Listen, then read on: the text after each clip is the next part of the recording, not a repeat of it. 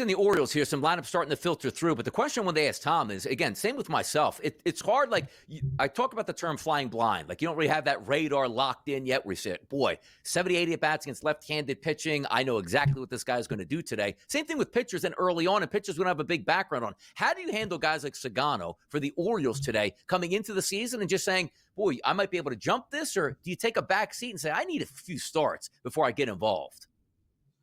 Yeah, I think you could just – I would play it safe. Like, and it comes down to the fact that we have a full slate of games. You don't need to have an investment in every single game. You don't need to be jumping on every single line. Now, there are people that want to be ahead of the curve. They want to be 2 steps ahead. They want to, we strike out props at 4.5. I think he's going for 6. Next time it's at 5. He's still going for 6. Like, you're going to be just piling up wins because you think you're ahead of the market. And that's totally fine. That's not the approach I take. Looking at some of his numbers last year, an 18% strikeout rate, 2.6% walk rate. And this is the Japanese league, so it's a little bit different, but it doesn't appear that he's a massive strikeout pitcher. He does not give up hard contact at all. It was at 20.2% last year. So you could look to some books like DK. They allow pitcher props where you can bet on how many hits they'll allow. He appears to be a pitcher that won't be allowing a ton of hits, but he also won't be striking out a ton. And if he does get into trouble, I think they'll kind of pull him early because he can't. The way I phrase it is like he can't get himself out of trouble, which is a Paul Skeens. Yeah. He can just, even if he walks the bases loaded, he can just strike out the next three batters because he's that type of pitcher. Sagano doesn't appear to be that type of pitcher where I would actually take a back seat and just wait till his next start.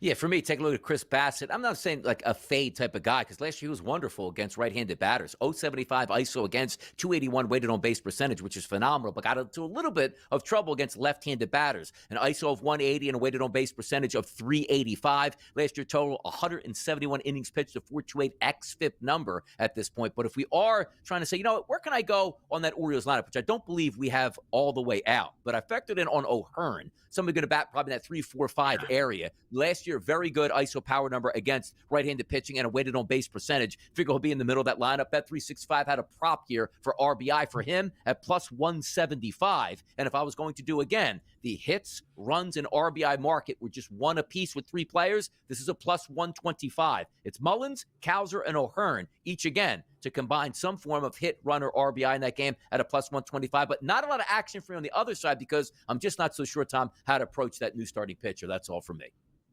Yeah, I would say the same thing. I wish I could do this hit, run, RBI, little parlay, but I would say pick 2. Like, it's, again, this is the same thing. We're going to have a conversation a lot like O'Hearn and Cowser and Rutschman and O'Hearn. Pick your 2 favorites and roll with that. I'm just not convinced Chris Bassett's a good pitcher overall. It's as simple as that. It's a really straightforward game.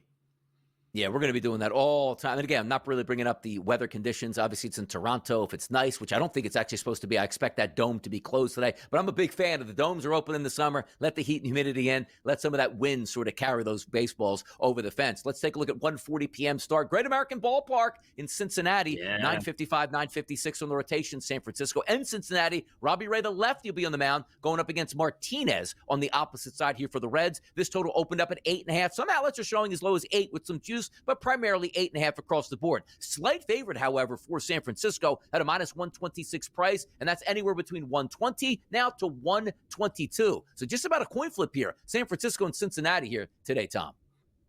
Yeah, a little bit of rain actually expected, so just double check on that. Robbie Ray looked good in spring, but we have to remember that Robbie Ray really hasn't pitched over the past 2 years. He had 30 innings last year, and that was after the All-Star break. And the year before that, he only pitched 3 innings because that was when he got hurt 2 years ago, missed the entire first half of last year. But he did look good in spring. This is a pitcher that historically could really push a 30% strikeout rate. Like, he was truly one of the best strikeout pitchers when he was with the Diamondbacks, specifically when he, All-Star all those years.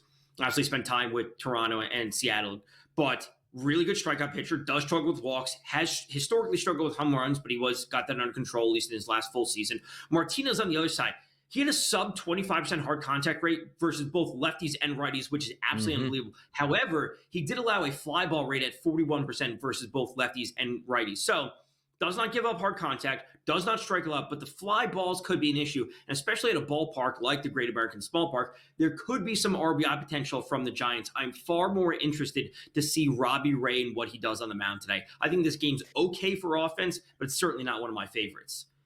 No, certainly not on mine. Like I had a lot of things written down for the first couple games we went over. I don't have much on this one, sort of pointing a little bit more towards an under. But if you do take a look at Robbie Ray, the left-handed pitcher, he's been explosive in the past and he's been bad in the past. You take a look at last year, not a lot of innings pitched, 30 and 2/3 innings pitched with an xFIP number of 4.09. He's a left-handed pitcher that actually did really good in his 104 bats against right-handed batters to the tune of a 176 ISO, which is slightly elevated, but a very good 290 weighted on base percentage. Left-handers, completely different story. Only faced 25 and they lit him up. However, you look at the Reds lineup, which is out today. Only one expected left-handed batter in that lineup is Gavin Lux. So I really don't want to say, okay, let's go all righties, and he did well with that last year. So really, one of those no plays for me. I'll watch it play out, see how both of these pitchers do on equal sides here. If we keep moving down a 140 start, this is down in Florida, in Tampa Bay. No longer the Trop, playing outdoors at George Steinbrenner Stadium here. 973, 974 on the rotation. It's Feltner and it's Bradley. You take a look at the number on this, opened up at a minus 200 price. That's now down to minus 184 to minus 190, depending on where you're shopping at. A total that opened up at 9 at minus 115 is shrinking quickly, Tom, to 7.5 now at most outlets. Feltner, Bradley, Colorado, and Tampa Bay.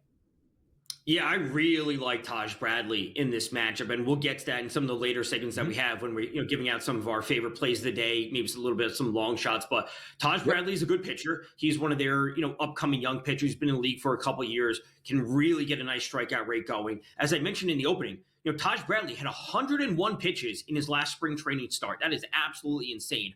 Colorado's not good. They won yesterday. I will be on the Rays to win in some capacity today. Maybe take them as a little bit, heavier favorite, pairing with another team, get around close to plus money with a little parlay. Just two teams come away with the win. But Taj Bradley's strikeouts are where I want to focus in on. Through 3 games, obviously extremely small sample size. Colorado, we have a 31.1% strike rate versus righties. Last year, with their current active roster, if we take their roster from last year, their strikeout rates versus righties, it was at 26.7%. Last year with their current active roster. That's also bad. Taj Bradley, good strikeout pitcher. That's where I'll be looking. I like him over 6.5. We'll get to some other stuff as we close out the show.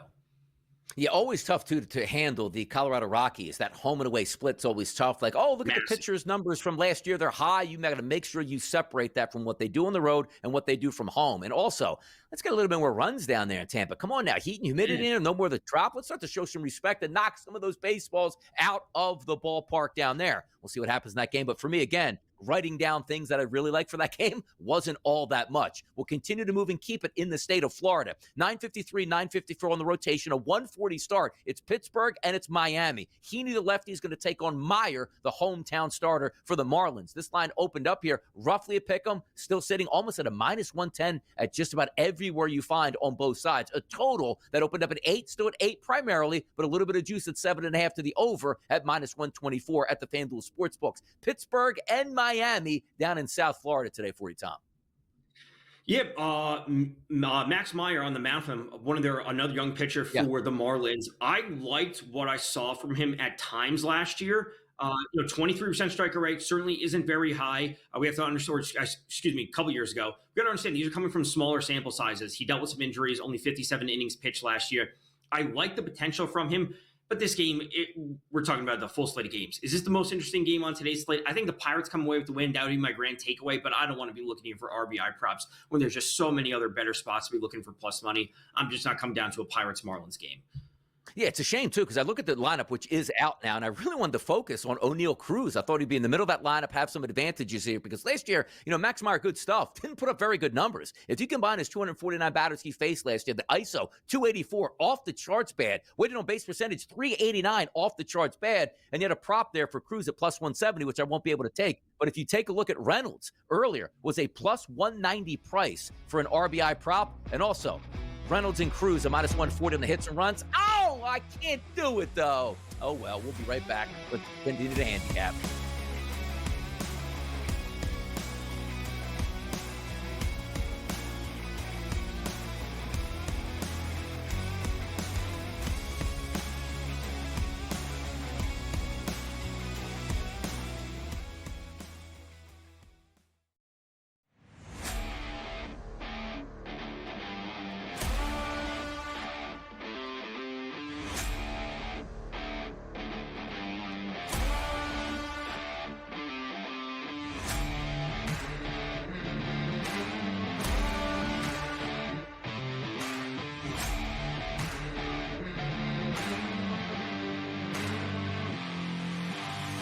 It's smarter to be on SportsGrid. You studied the stats. You had the perfect bracket until your upsets turned into regrets. SportsGrid rides the highs and lows of every buzzer beater, bracket buster, and Cinderella story. The Big Ten Freshman of the Year! Our team brings you sharp insights, real-time reactions, and all the madness. Only on SportsGrid.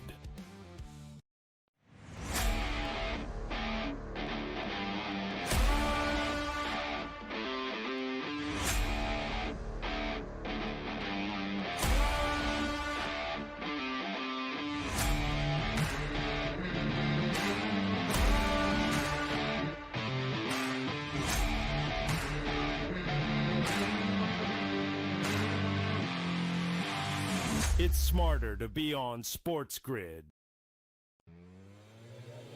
You are banking on a guy that's got one Sweet 16 berth in his career.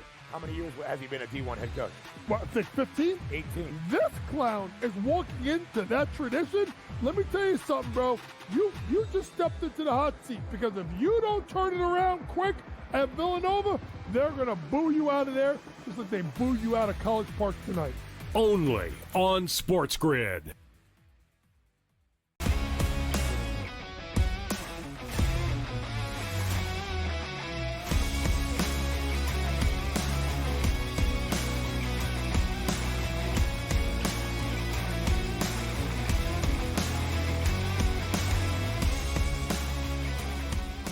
You love Sunday mornings. You love them on the grid. It's Pro Baseball Today. It's Tom Vecchio. It's Donnie Rightside. This is your new approach Sunday throughout the spring and the summer to make sure you get all the baseball information interactive and live to get you set for an exciting Sunday afternoon. And it doesn't stop here, because I know Tom Vecchio is excited about this next one. A 2:10 start from Kansas City, 965, 966 on the rotation. It's Cleveland. It's Kansas City. It's Bybee. It's Waka. And roughly, no matter where you're shopping at right now, it looks like a pick'em price with a total bouncing from an opening total of 8 to 7s and 7.5s. Bybee, Waka, Guardians, Kansas City. What do we got?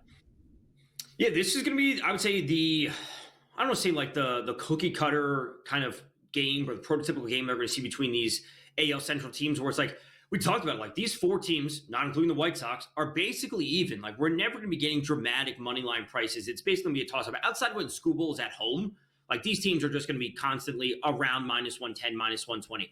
Regardless of that, Tanner Bybee making his first start of the year. No more food poisoning that we had on opening day back on Thursday. He's good to go. Obviously, I've spoken extensively about Bybee this year, going over 162.5 strikeouts. He's a pitcher that I like.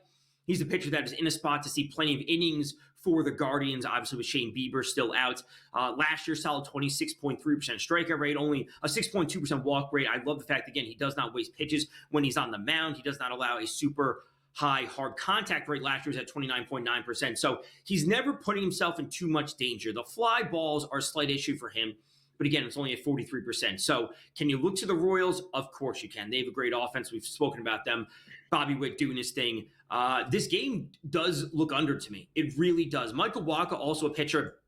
I'm never running to look at Michael Wacha props because he's not a big strikeout pitcher, but he also does not allow a lot of damage. Like a 28.2% strikeout rate last year, 28.2% hard contact rate last year with a strikeout rate of only 20%. He doesn't get hit.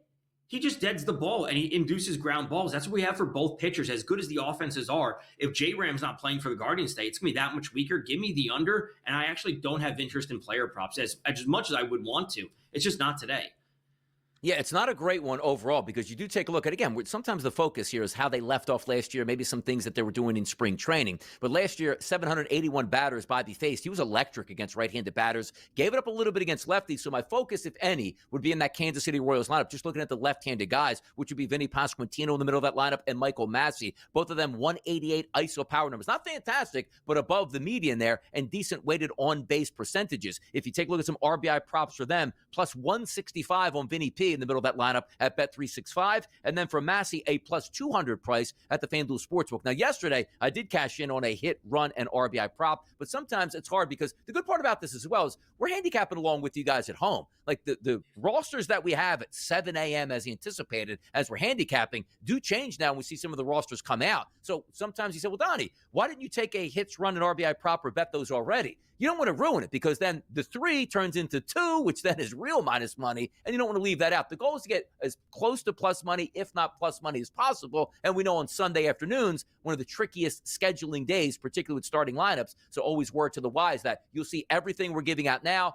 Usually I'm going to finalize that after the show. You got about an hour, hour and a half till that first pitch happens. But fun nonetheless across the board. Kansas City and Cleveland. We'll watch out some of those player props and the lineups once they become official. Now, I know everybody wants to get excited about baseball games. And if you're showing up for the Chicago White Sox game today against the Los Angeles Angels, and let's just say Trout sits one out, I don't know what you're watching out there. But let's get this one straight. 963, 964, a 210 start. Martin is going to go for the White Sox. Now, I'm going to try to pronounce this for the Angels. I think it's Kochanowicz or Kokanowicz. I don't know because I've never heard the guy, watched the guy pitch or even got a good feel for the guy. But he's a favorite today against the White Sox, which just lets you know how low the White Sox actually are here, Tom. Yeah, I believe it's Kochanowicz for, if that's the actual how you pronounce his name, for the Angels. Yeah, last year was his first year. It was only 65 inning sample size last year, so it isn't the biggest sample size. I can't explain how low of a strikeout rate he has. It was at 9.4% last year, which is insanely low. Like I said, 20% is low, 30% is awesome, 20% is low, 9.4 is low, even in 64 innings, which isn't a big sample size. Davis Martin on the other side of pitcher that's been up and down for the White Sox. Listen, a 19.4% strikeout rate over the course of his MLB career over the past few years isn't super high. He doesn't allow barrels. He doesn't allow hard contact. He doesn't allow fly balls. Listen, if you have MLB TV, don't watch this game. Literally don't watch this game. If you want to take a shot on Luis Robert, who we've talked about before, hopefully he gets traded somewhere just because of the talent alone, that's fine. But there are so many other better games to watch today.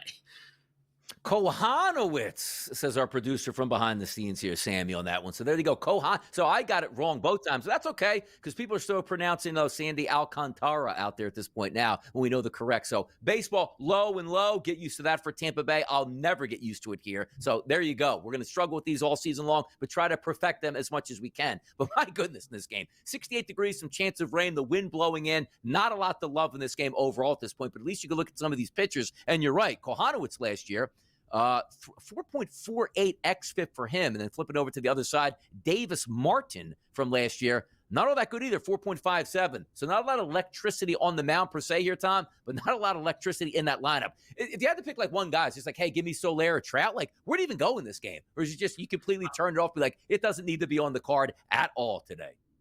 Luis Robert is a phenomenal talent, right? And he's plus 100 for 2 total bases. Like, if you are insistent on having a play in every game, you literally just and Trout got hit in the hand. Trout's off to a slow start. Regardless of that, we need to like free Trout. Regardless, we're gonna get that movement going throughout the year. But Luis Robert, 2+ total bases, plus 100.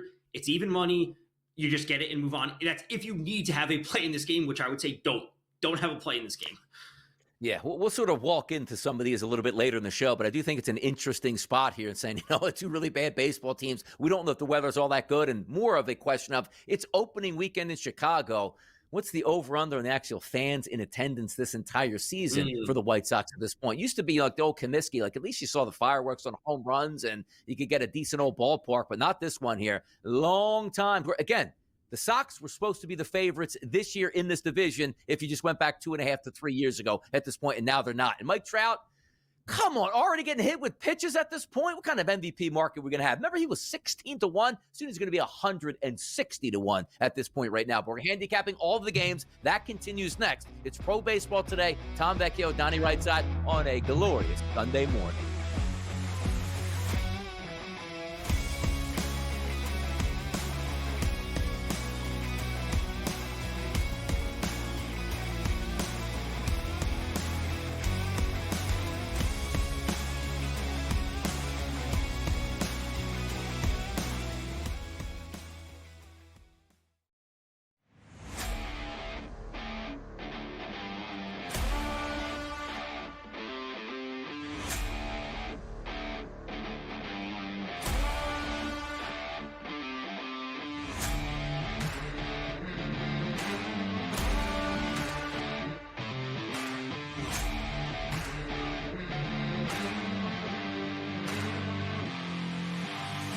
It's smarter to be on SportsGrid.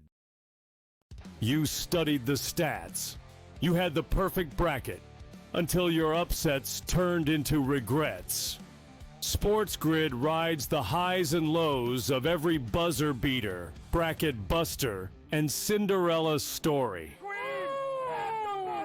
The Big Ten Freshman of the Year! Our team brings you sharp insights, real-time reactions, and all the madness. Only on SportsGrid.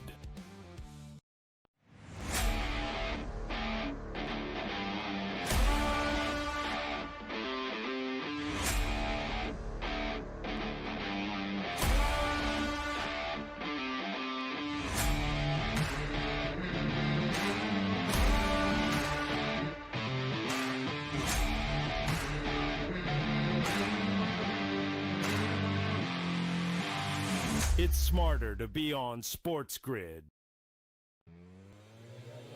You are banking on a guy that's got one Sweet 16 berth in his career. How many years has he been a D1 head coach? What, I think 15? 18. This clown is walking into that tradition. Let me tell you something, bro. You just stepped into the hot seat, because if you don't turn it around quick at Villanova, they're going to boo you out of there just like they boo you out of College Park tonight. Only on SportsGrid.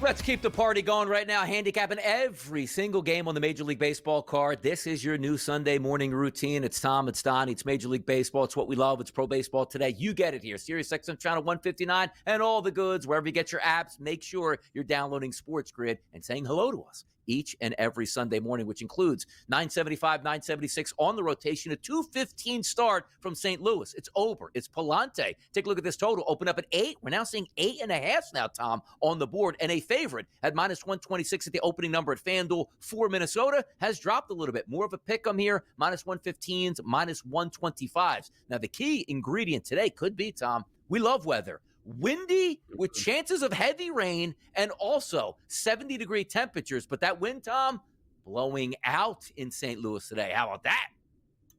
Yeah, a little bit of a delay possible, always important. And it's always important to note when the rain comes, which we'll obviously touch on it as circumstantially throughout the year. But if rain's coming in the middle of the game, we can look to pitcher unders, because if we get an hour delay, pitchers don't come back at times. That's not happening today, just a side point. But I am on the Twins money line. Part of me just doesn't expect teams to get swept. I like to bet on teams that I think are at least good to bounce back after a couple losses. Minnesota, yet to win this season. I'm on their money line. Bailey Ober's a good pitcher. He may not be amazing, but he's good enough. Last year, we're looking at a 26.9% strike rate, which is certainly solid. The fly balls are an issue. The home runs at 1.36 last year are an issue. With the wind blowing out, does put things in question when you have a 50% fly ball rate. The hard contact rate wasn't too bad last year at 30%. So I'm on the Twins to win. I think Bailey Ober is a solid pitcher. He can rack up the strikeouts.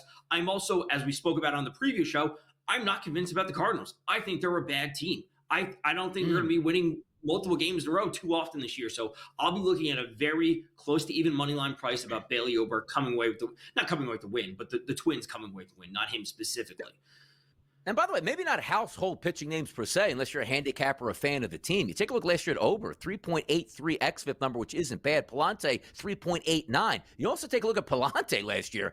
509 batters he's faced, Tom. His ISO against 0.98 and a weighted on base percentage of 295. That is phenomenal. Then you flip it over to Ober's side there and you say to yourself, well, what did he do last year? A 183 ISO combined through 710 batters, which isn't bad. It's slightly elevated, but a 285 weighted on base percentage. We'll see what we get today out in St. Louis. But for me, I go through my notes and I just keep on turning the page going, I don't know if I would get involved because the weather's coming in, some rainy chances. Now, the wind could help the offense, as we know, and maybe it's a longer bullpen day. But if it follows where both of these pitchers going up against these lineups, maybe you start to get a little bit of unders. But as I say that, there's a little chance that I'm going to sell you something on this game that says, Donnie, that doesn't make any sense. Yeah, why? Because I got to sell myself on it, along with selling the good people out there as well. Keep moving down the list. Boston and Texas, 967, 968 on the rotation, 235 start. Fitz going up against DeGrom. Look at this number. Overnight, Tom, minus 205 as a favorite towards Texas. Now down to that 180 range, depending on where you're shopping at. And the total that opened up at 8.5 now drops to 8. Boston and Texas. DeGrom's on the mound, and away we go. Yeah, DeGrom is on the mound. Obviously, it's a big storyline, not just for the Rangers, but for MLB overall. Like we see DeGrom's name up there when it comes to the AL Cy Young. His line is sitting at 6.5 and minus 134. We have seen that's his strikeout prop. That is, we have seen the Red Sox strike out a lot to start the season.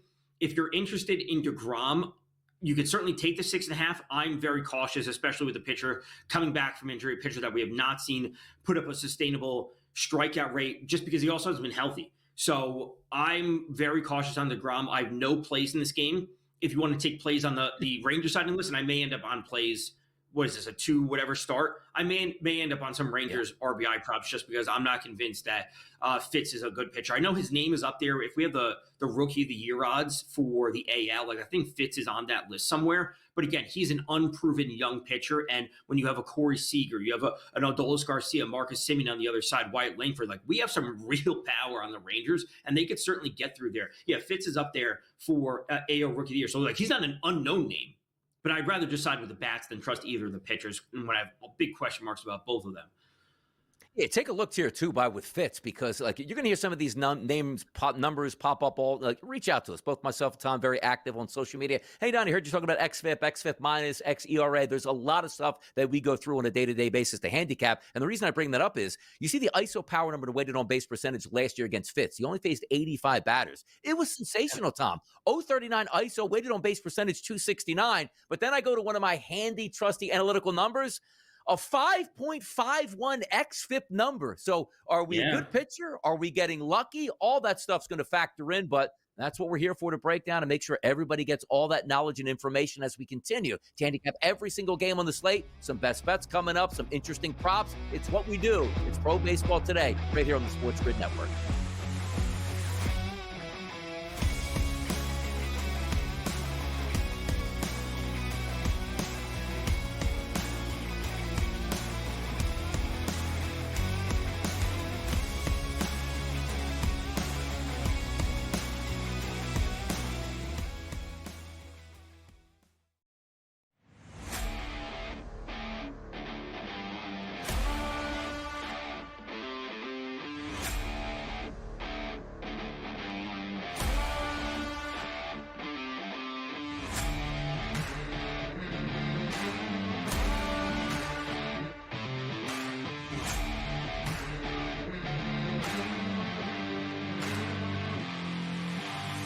It's smarter to be on SportsGrid.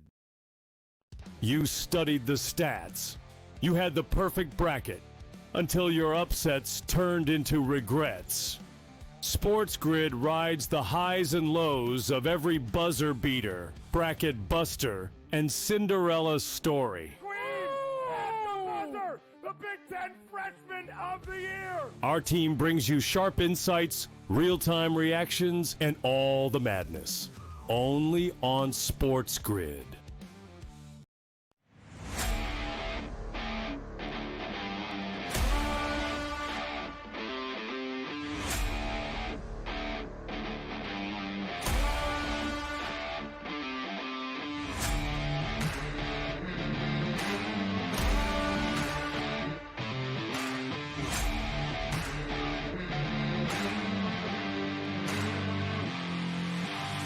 It's smarter to be on SportsGrid.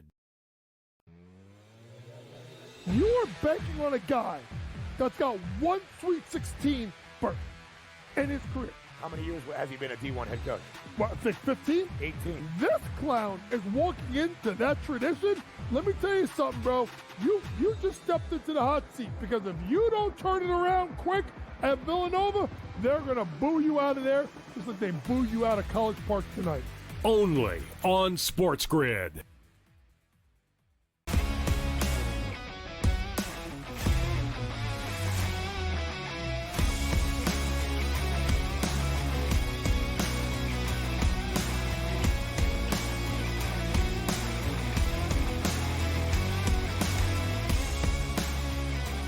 Are you having fun yet? This is glorious. It's just the start of the Major League Baseball season. Each and every week, the place to be is right here. You know that, which includes 3 more games we're going to get to during this segment. Let's break it down. Let's get after it. 9:57, 9:58 on the rotation. A 4:10 start out on the West Coast. It's the Cubs and it's the Diamondbacks. 2 lefties on the mound here, Tom. Boyd and Rodriguez. Opening number at the FanDuel Sportsbook, -130. It's dropped slightly to -126, but if you're shopping around, you can get as low as a -125 price if you're betting the favorite. The total in this game opened up at 9, still sits at 9 across the board. Here's the interesting part early in the season. We don't get a lot of open air conditioned games in the desert, Tom, but I'm seeing right now 80 degrees out there, no precipitation, which is usually the case. If we have an open roof, that could help some things out. Give me some initial thoughts on this game for you on the Cubs and the D-backs. You know, we talked about the Angels and the White Sox, and I said, don't watch that game. This is a game that you should be interested in. This is a fun game. We have I'm going to say we have good pitchers here. Not amazing. These aren't aces, obviously. You know, third game for these teams. We have some good offenses, and the 9 over/under suggests that we're going to get some scoring. So I think we can actually find some stuff in this game. And we talked about Eugenio Suarez earlier in the show. He's on fire. The lineups are good. We got young talent on the Cubs. We basically have everything that we want in this. You know, Matt Boyd on the mound for the Cubs. Smaller sample size last year, only 39 innings. He was good last year. Again, small sample size. You know, 27% strikeout rate, higher than what we'd seen from him in the past. He's a lefty. He did, however, struggle a little bit with lefty hitters last year. Again, only 8.1 total innings pitched against lefties, 357 slugging, allowed 2.16 home runs per 9. The xFIP wasn't bad at 354. So, like, he had bad results, but we have to understand that smaller sample size. For Eduardo Rodriguez for the Diamondbacks, also a pitcher, not a big sample size last year of only 50 innings from him, does not strike out a lot, can give up some home runs. I think we're in for like either team winning this game 6-4, which means we got total bases and RBIs galore today. Yeah, you're taking a look, too, if we just include, and let's just say we're going to go like last season statistics, that Cubs lineup did very well against left-handed pitching. You take a look at the weighted on base percentage. Happ was a little bit low at 3.14, but Tucker, 367, Suzuki, 364, Swanson, 385, Turner, 333, and Nico Horner at 353. So my angle in this game is not really to go after, let's just say, both pitchers, but focus on Eduardo Rodriguez because he is a left-handed pitcher. And as you said, Tom, not a big sample size this year. Only 43 batters he's faced from the left-hand side. They got the best of him. 194 ISO, which is elevated, and a weighted on base percentage about average at 327. But right-handed batters, which is usually your focal point and where you get the majority of the batters today in that Cubs lineup, 180 batters last year for him against a 199 ISO and a weighted on base percentage of 359. So for me, starting to line some things up where I didn't like a lot from that White Sox game, let's just say the Cardinals game into the Texas game. I think there's some pretty good opportunities here to get some plus money. You look at Tucker for an RBI, plus 195 at 365, and then you take a look at Swanson, plus 170 at 365. So again, 2 of them would be great, but one of those, you're taking plus money home, which would be the focal point. And then at a -105 price, if you do the 1-1-1, which is the hit, run, and RBI, Swanson, Tucker, and Suzuki right in the middle of that lineup. If it is an active lineup, I take that at a -105 price for some fun here on that action. But again, I do like it better if that roof is open, which it looks like it does have the possibility to be today. Keep it moving here down the numbers. 4:10 p.m. start. Did you have something, Tom, on that game? What you got? You said Tucker was plus 190 for an RBI? Plus 195 at 365. Yes, Kyle Tucker. He's plus 145 on FanDuel, and he's plus 170 on DK. Yes, listen, correct. 170 to 190, okay. 145 to 190, that's massive. And if we're talking about getting one of the two, that's a great price. It's a great point, again, that Tom brings up because books as well as us are adjusting our handicapping stuff. So for familiar, like when you say, Donnie, what's the books that usually use in baseball? It's almost exclusively FanDuel and Bet365. With Bet365 has a lot more options, but sometimes you will find a discrepancy of close to 50 cents between books on RBI props because they don't know where to place them at the beginning of the season. So I'm glad Tom did bring that up because when you're looking at both sides of it, sometimes, and you know, your familiar books, Same thing in the NFL season. Hey, you know what? The touchdown props are much better at book X as opposed to book B at this point. It's the same thing in baseball. Some books are much better at RBI than they'll let you say the base hits or the total runs market at that point. Find the books that you like and make sure you shop around. But I'm glad Tom stopped to bring that up because it is a huge discrepancy, particularly on Tuck here. Now, granted, through the afternoon, they may change on both of those, but to start the day, big line movements there. Let's keep it moving. 410 out on the West Coast today. It's Seattle and it's the Athletics. It's Sears versus Woo. 969, 970 on the rotation. This line opened up at 7.5, Tom. Still sitting at 7.5. A favorite heavily for the Mariners at a minus 174 price has dropped slightly to around minus 170. The pitching advantage to me is for Seattle, but you take a look at the series so far. Look at the A's with a couple wins under their belt. Yeah, a couple wins for the A's under their belt. I like it. I'm interested in the A's today, and we'll get to that. And, JP Sears on the mound for them. Good sample size last year was the most. He had 180.2 innings, the most he had in the major since 2022. Does not strike out a lot of hitters, only 18.1%, 6.5% walk rate. The fly balls, not great, 47.1%, but the hard contact rate is down at 32.5%. And considering the struggles that the Mariners have on offense, which is not new this year, which is something that we've talked about for years, it's like, oh, where's the offense for the Mariners going to come from? Because they have this awesome pitching staff, but they have very, very mediocre offense. I'm interested that the A's keep things rolling today, which we'll get into. So I think I can convince myself about JP Sears putting out a good performance. I think this game screams under, and I may scream the dog on this one with the Athletics. So no props for this one for me.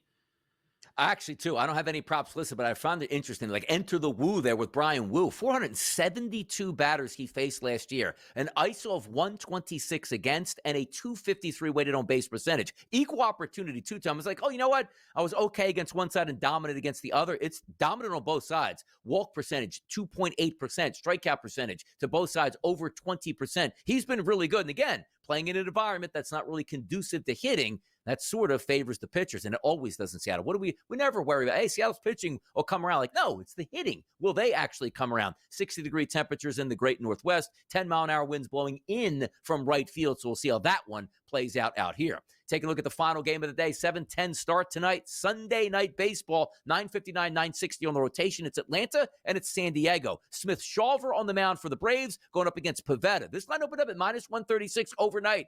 The winless Braves are underdogs once again, but that price point down to minus 125 in a total that opened up at 8, still sitting at 8 at most outlets here. Did the Braves get off the schneid for Schnedeker and get a W? I think so. And, Smith-Shawver last year only had 4.1 innings pitched, right? Yeah. Dealt an injury, so we have to remember that. But he's got some gas. And, granted, these are minor league numbers last year, but and he rose through the ranks pretty quickly. Obviously, with Strider getting hurt last year, they needed to bring up pitchers. But in high A or A plus, whatever you want to call it, a 57.1% strikeout rate is hilarious. Dropped to 28% in AAA. We saw this number at 22.2% last year in the majors again. It was only 4.1 innings. The walks are an issue with him. I'm interested in the Braves today. I think the pitching will be there. Nick Pivetta on the other side, obviously, they signed him in the offseason. He's got some strikeout stuff. He does give up homers, but the strikeout stuff can be there. And with the Braves struggling to start the season, I think this game looks under. I am going to be on the Braves money line, but I think under is the play. If you want to take some shots on some players for RBIs or home runs, which we will get into as we close out the show, which I do have one for this game, you can take a shot, but don't expect a 6-5 game. I would expect like a 4-2, 5-3 type of game. Yeah, we're going to go over some more picks and, of course, nice little wrap-up as we end the show up with the next couple segments. But for this game, I did take a look at two guys with RBI props. I want to attack Nick Pivetta a bit here. From the right side, last year, going up against right-handed batters, 307 batters he faced here, Tom, a 240 ISO and a weighted on-base percentage of 347. So the right-handers get my attention in that Braves lineup that's been woefully underwhelming. Maybe they break out today. Those two batters would be Austin Riley and Marcell Ozuna. FanDuel Sportsbook early this morning, a plus 180 price on Riley, and Ozuna at a plus 170 price. Looking just for one of those two guys to get an RBI. And how about this, Tom? You can go just for two at a minus 125 price. Riley and Ozuna, one hit, run, or RBI apiece. If each one of those guys gets one apiece, it's minus 125. Not bad pricing there when you're just looking for guys to do a little bit of damage here. Handicapped it all the way through. There are more bets coming up next. You know you got it right here on the grid.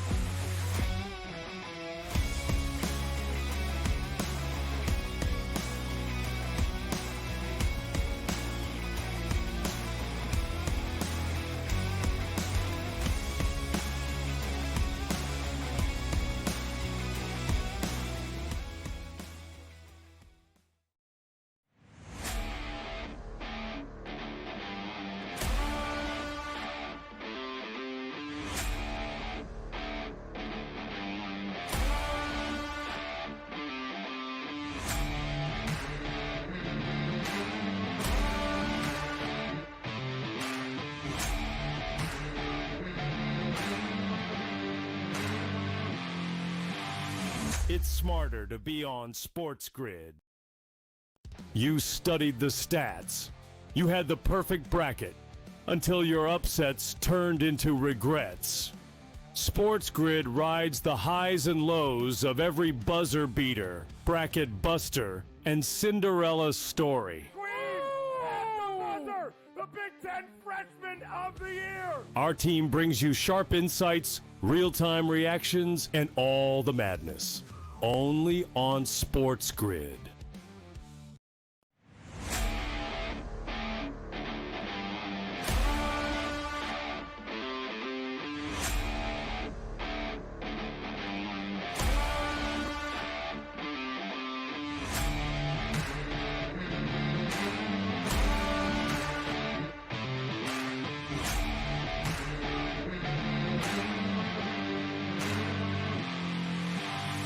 It's smarter to be on SportsGrid.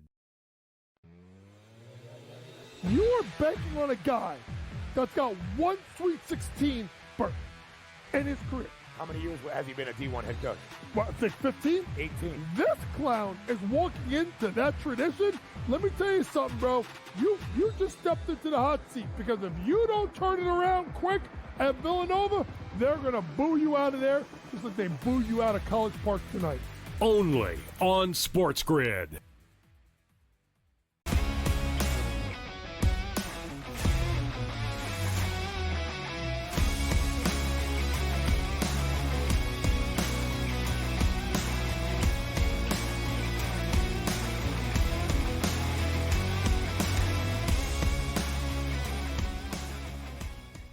Offense, offense, offense. No, I'm not cheering on football team totals. I'm cheering on a team total here I'm going to give you in just one few moments here. Now, around the network, we do a lot of fun things on the shows and try to shake it up a bit where sometimes you have to sell yourself on a play. And that means different things to different people. If you watch the Pro Football Today show, Sell Me Something changes every week to something we like or something we hate, or sometimes we don't even understand why we like it at that point. But the point is, we need to sell ourselves and you on why you're looking at a certain angle. So I'll go first here, Tom Vecchio, and I'm going to go sell me something, and it deals with the Minnesota Twins. Why?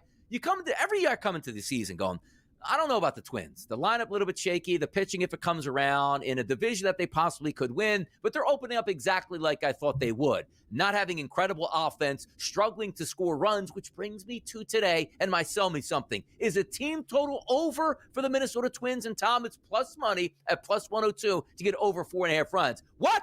5 runs for the Twins? How's that possible? Hear me out today. Just based on last year's statistics coming in against right-handed pitching, the Twins were a pretty good ball club. But also, if I see wind and rain in the forecast, and I like Palante as a pitcher, maybe Tom Vecchio, he's knocked out by the 3rd inning because it rains too long, and you don't want to burn that guy for the rest of the season in hopes that he might have an injury if he comes back too early. So my sell me something today is the bats will come around for the Twins, the winds will help them today, and maybe Palante doesn't go that long because we could have a rain delay. I'm selling myself on this. 5 runs for the Twins plus money. Go ahead, Tom. You or sell me something.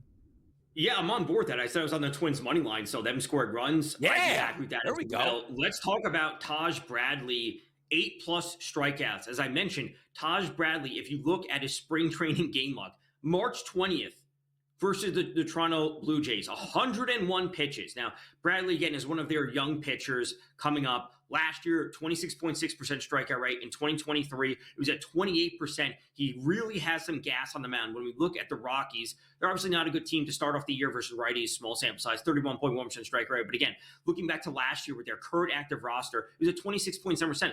That is not a good strikeout rate versus righties. So his line is at 6.5. Him getting over that when a pitcher is already stretched out. So often early in the season, we see a pitcher in spring training who's at 70 pitches. You had 10 to 15 or that is going to get him to 80. He may not have passed the 6th inning. Taj Bradley just threw 100 pitches 10 days ago. He should be able to get to 85, 90 pitches with this easy of a matchup. Will really put him in a spot to rack up the strikeouts. Taj Bradley, 8+ strikeouts. That was at 164 for him.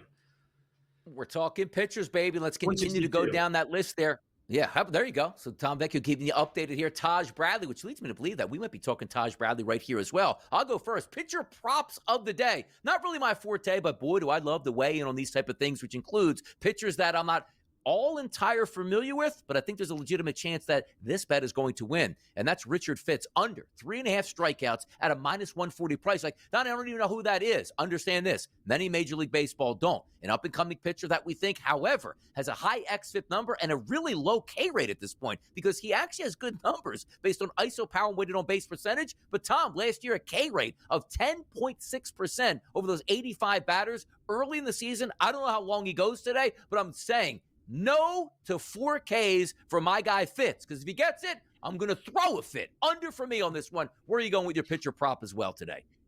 Yeah, under on that one, it's pretty easy. The Rangers have a good lineup. I'm on board with Robbie Ray.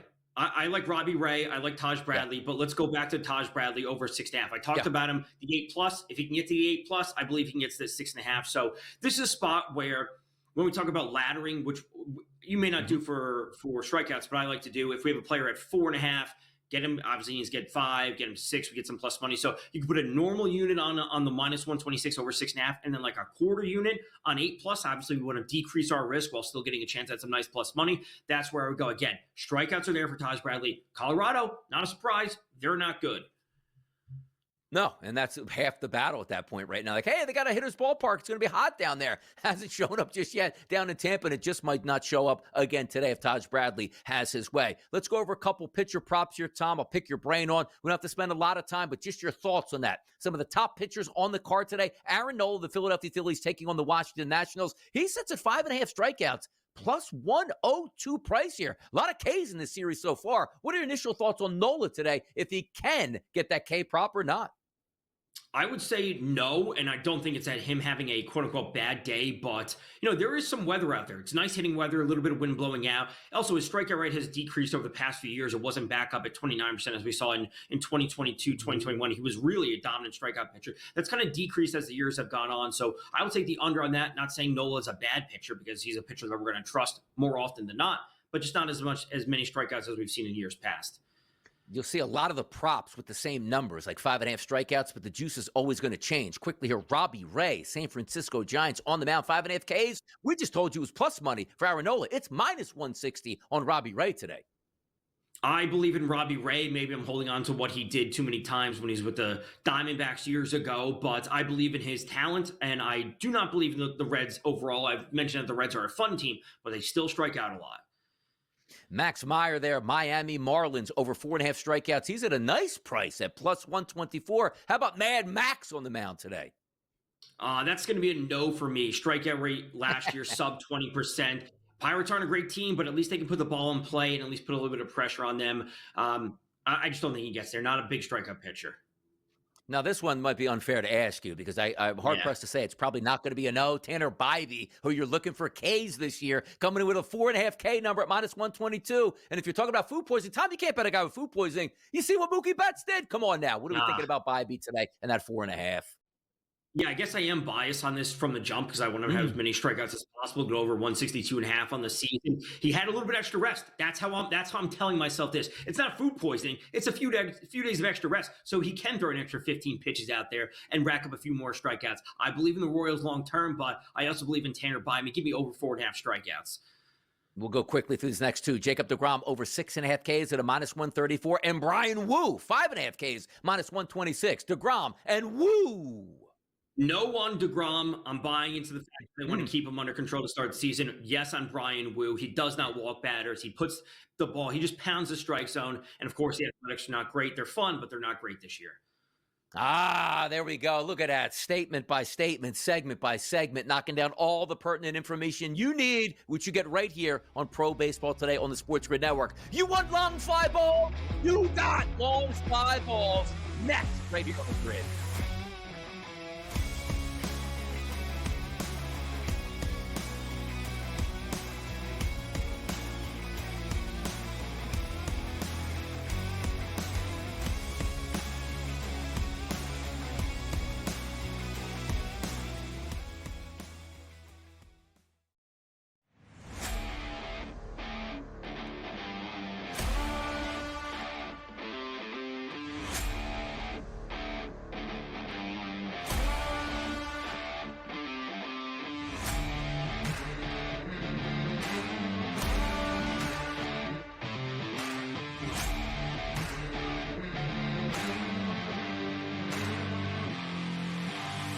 It's smarter to be on SportsGrid.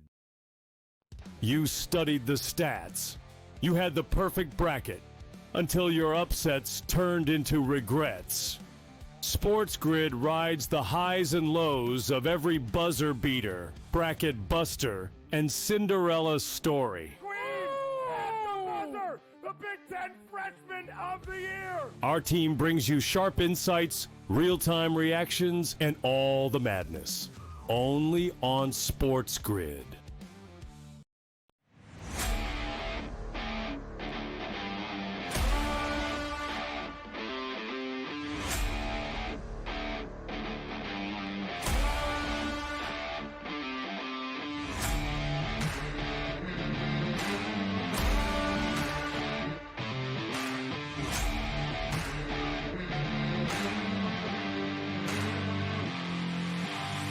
It's smarter to be on SportsGrid. You're banking on a guy that's got one Sweet 16 berth in his career. How many years has he been a D1 head coach?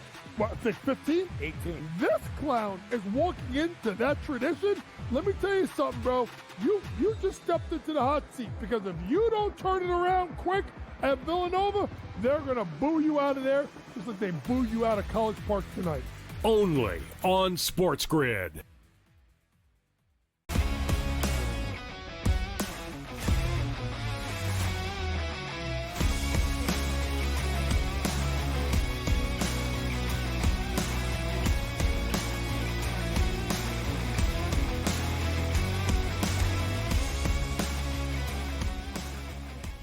Look how quick 2 hours go here when you're breaking down Major League Baseball with all of your best friends and everybody ready to go. In about an hour and a half's time, we get the first pitch here. But we do have one segment here that we want to spend some time on and talk about the long fly ball. We love home runs, not because it adds to the team totals or the hitting statistics here. It's because of the lottery tickets you can get on some players to hit home runs today. Early in the season, jump on a pitch, cash in a ticket. Tom and I each have 3 of our top home run picks today across the market here. Tom, I'll let you go first. And we talk about hitting bombs. There's a guy with a similar name in Philadelphia that I believe you're liking today to go yard.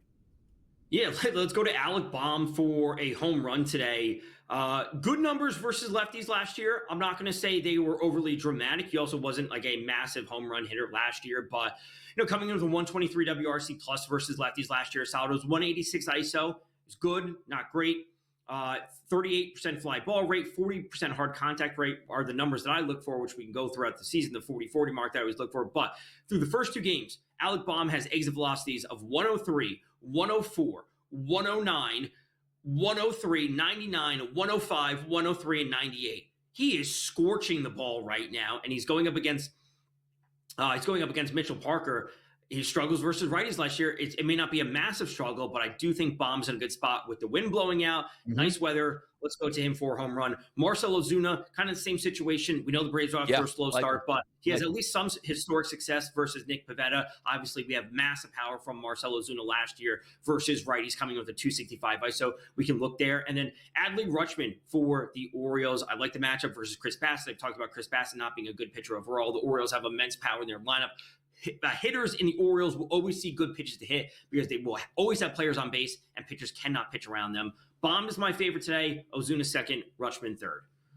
Yeah, 3 guys I have too. I'm going to start here with the Philadelphia Phillies in Washington today. Mitchell Parker, left-handed pitcher. So we're going to fade him for some right-handed batters. And last year, Nick Castellanos, 233 as an ISO power number against left-handed pitching with a 355 weighted on base percentage. Going to be right in the middle of that lineup in the cleanup at spot number 4. So he'll be protected by Bryce Harper in front of him. And I do think that is going to be an added advantage here. That price point comes in at plus 480. Also, Christian Yelich going into a smaller ballpark there where the ball has been flying out of Yankee Stadium. And Marcus Stroman, who has struggled last year with left-handed batters. Christian Yelich against right-handed pitching last year, 191 in his abbreviated appearances, 191 ISO and a weighted on base percentage of 395. Yelich comes in at a 7-1 price point, and then we're going to take it down to Miami and take a look at the Pittsburgh Pirates and Brian Reynolds going up against Max Meyer, who has gotten hammered against lefty and righty batters last year with high ISO power numbers. I'm going to go Reynolds with a 187 ISO power number and a 359 weighted on base percentage at a 630 price. Now, the good part about that is you're like, hey, man, you need 2 out of the 3 or 3 to 3. No, You need 1 out of the 3, and you got a great day in your back pocket. So some fun things to certainly talk about here, Tom, which includes the big dog of the day for you. And sometimes it's just a public fade, like in my instance. But, Tom, for you, a big dog of the day that you like overall. Who is it? Yeah, let's keep things rolling with the not Oakland Athletics, just the Athletics. Plus 144 on the money line. As we spoke about, the issue for the Mariners is the offense. And again, an extremely small sample size to start the season, but versus lefties, they have an ISO of 0. They have a WRC plus of 21. They're striking out at 40.7% of the time, and they're walking at 7.4% of the time. JP Sears is not a massive strikeout pitcher. We have to realize that, but he does keep the ball in play at 32.5% hard contact rate last year overall. His strikeout rate last year was only 18.1%. 6.5% walk rate is reasonable. Oakland has the pieces to put together a win where and Brian Wu's amazing on the other side, so I'm not saying Oakland's going to be winning, not Oakland, the Athletics. The Athletics are going to be running away with this game because Wu is great, but if they win this game 3-1, 4-2, I don't think we'd be shocked if we woke up and saw that score tomorrow morning. So give me the Athletics coming away with another win. Again, also looking at those public fades too, which I'm going to do, which Tom won't like. It's a fade against Taj Bradley, but it is a huge price point this morning at as high as a plus 170 number on the Colorado Rockies taking on the Tampa Bay Rays. Outdoor heat, humidity, some things can shake up. Close to 70% of the tickets here coming on the Tampa Bay Rays, and rightfully so. They're the better team, but my big dog of the day, it's early. Those false flags that we're raising, nobody wants to bet the Rockies. I'll take the Rockies today at a big price point at a plus 170. Look at that. That'll do it for the 2 hour. Tom, by the way, how did we do today? First live Sunday with games. How did we feel? Did we do good? Did you feel like you were appreciative of it? We got the stories early. We moved in some futures. We went through all the games today. Picks along the way. There you go. We did it. All done. 2 hours. We'll do it every single Sunday right here on the SportsGrid Network. It's Pro Baseball Today, your home for Major League Baseball, right here on the SportsGrid Network. He's Tom Vecchio. I'm Donnie Rightside. Thanks for tuning in. We will see you next Sunday morning. Be there.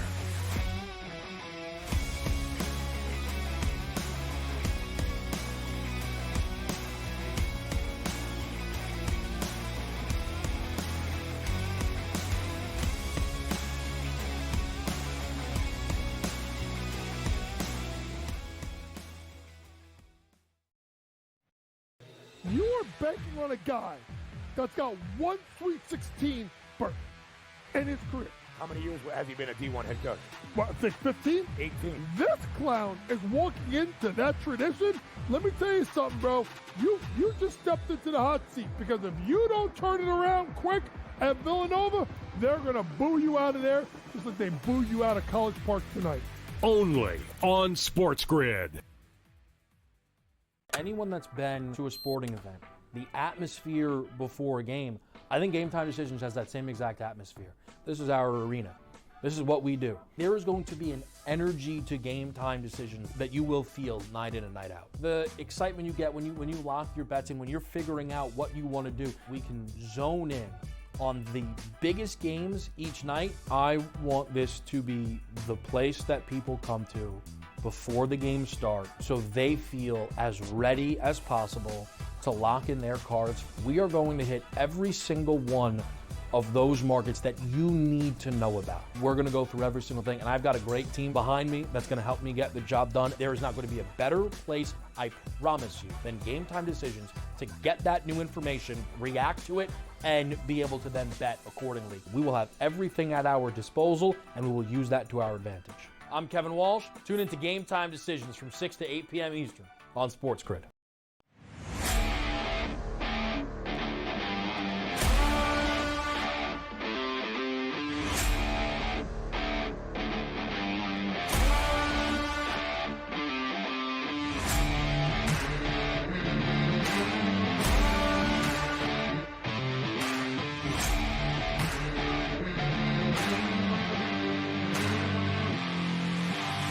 It's smarter to be on SportsGrid.